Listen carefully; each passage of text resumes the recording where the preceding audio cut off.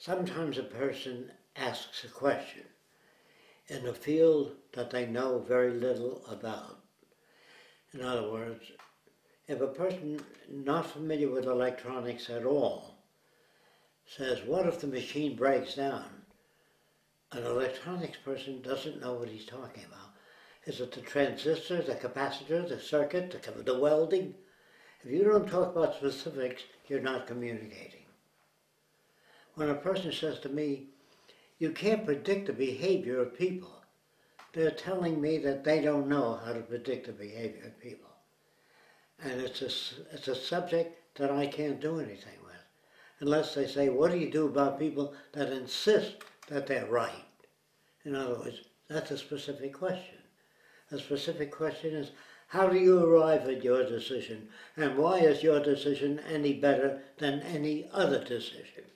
Now, the person that asks that question may or may not understand the answer. The assumption that people understand the answer that you give them is an assumption and projection. So, in order to check it out, if you have the time and you have a few people, you can say, what do you think I mean by that? And if they come off as something off, you know that they didn't get your intention. So, people that work on automobiles, say automobile engineers, not mechanics. Mechanics are a little different than engineers.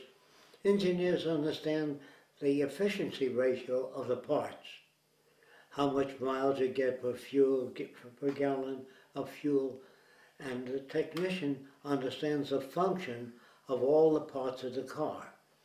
If you say automobiles are unsafe with conviction, that doesn't tell you how to make them safer.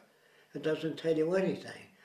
Unless you say, if you make the brake drums an inch larger, the car will stop sooner. Something you can use. A non-answerable question is, how are we going to control the population? You can't control the population, it'll go right on multiply. The question is, how do you control the population? Not, you can't control the population, go right on multiplying. Does not give you alternatives.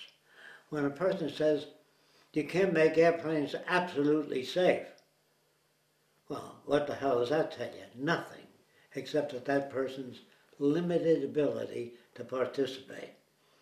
A man would say, if you made airplanes safer, that doesn't tell you anything either. You can use. So you have to discredit that.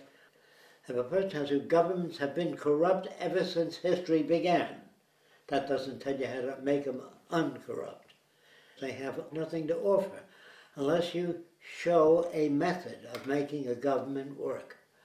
Unless you say, I would like to know what your view is on this. If a person comes up to me and says, what is your view on automobile safety? I said, do you know anything about automobiles? The mechanisms, the valves, what they're for? No. Then you can't talk about the anatomy of the automobile. Do you understand that? If you know nothing about the human body, you can't talk about anatomy. Say people get sick and we don't always know why. Well, that's something that you can't do anything with. But if you say, you can't predict human beings, they all come from different environments and they have many different reactions. You can't make them all react the same way. That doesn't tell you anything, except the person's limitations that they're talking about. If you're not equipped to understand the answer, you can't ask questions. If a guy says, you know, electronics can fail too, well, that's participation, but offering nothing. Do you understand that? So, sometimes I will not engage a person if I feel they're not talking about the subject. If they say, you can't predict human behavior, different people may have different views. Well, that's true. Give me the different view. Let's make our building 10 stories high instead of 4. Why do you want to do that? Just talk about the subject. So, remember this. This is the thing you have to remember. People will talk about all kinds of things, but not when their car breaks down. They take it to an auto mechanic. When the air conditioning breaks down, they take you to an air conditioning mechanic. You can go to the baker. He can say, well, I don't know. Check the input and output. You know, he doesn't know. So everybody likes to feel competent. Everybody likes to feel they want to participate. The question is, can they? The only way you can participate in anything is to offer a tangible, referential description. If you believe that all things are affected by other things, it means that human behavior is predictable. If you believe that conditioning shapes behavior.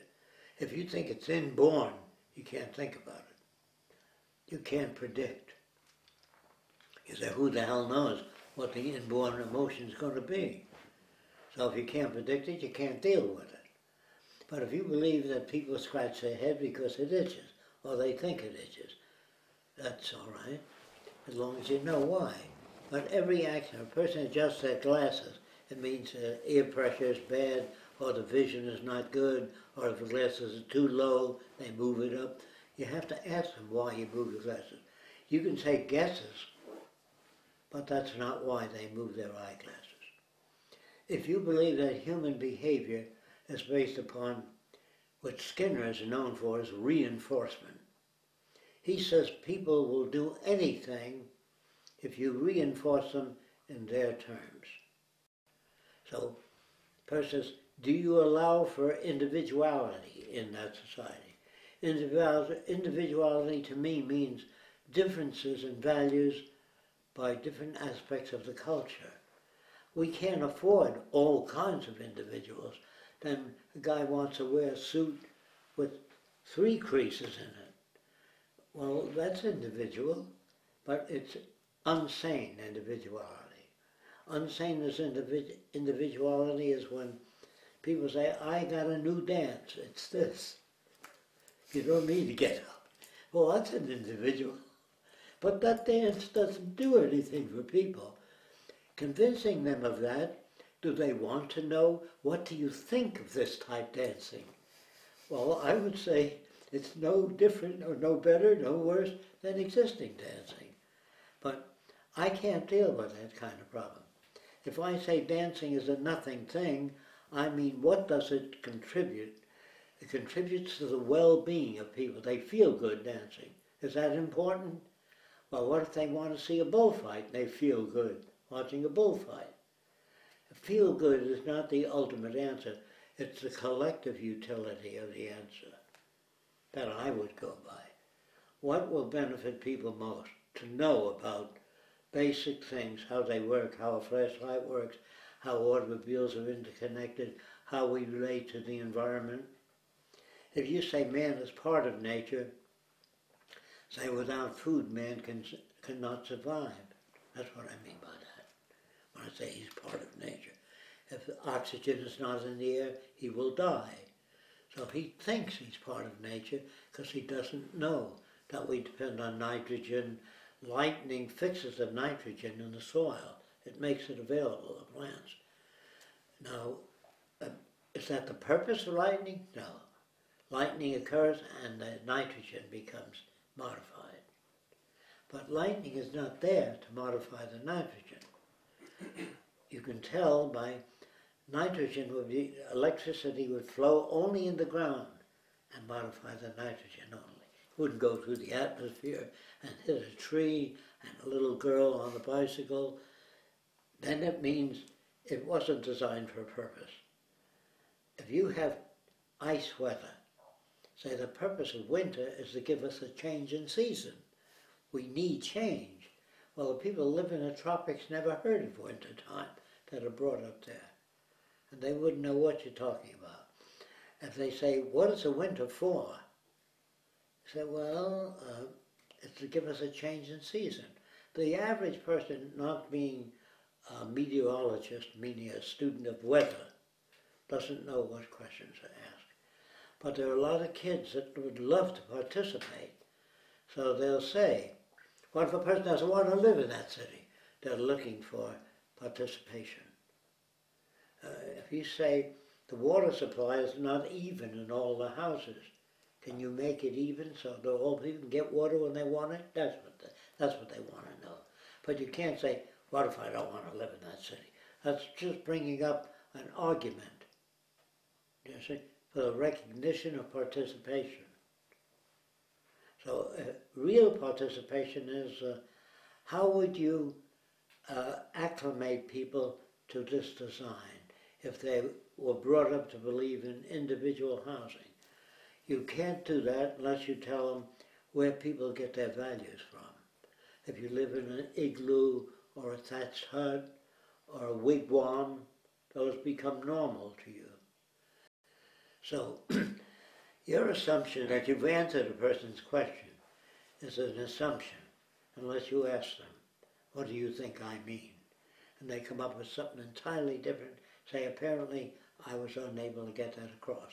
Or they don't have the background to understand what went wrong with the electronics. If you tell them the kidney and the spleen are not working properly, they say, oh, but they don't know anything. In order to know things, you have to get the book, Handbook of the Spleen, and Handbook on the Anatomy of Different Organs, how they work, what they do. Do the organs work, or are they controlled by emotions? Well, if you study emotions and the effect on organs, which is another subject altogether, the psychology of illness, it isn't always the failure of the kidney. It could be the failure of love of life in you. If your whole family is killed in an automobile accident, you may not want to live anymore.